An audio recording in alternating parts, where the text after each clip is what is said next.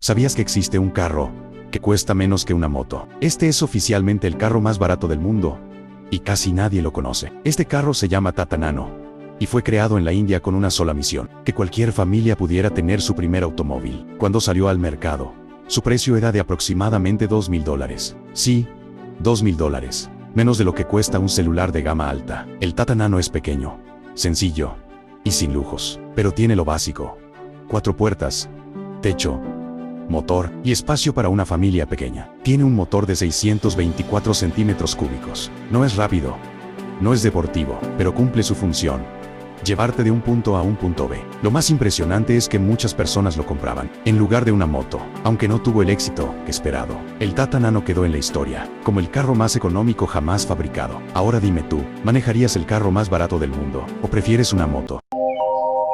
I need to not pick up my phone. I'll go straight to airplane mode. Find some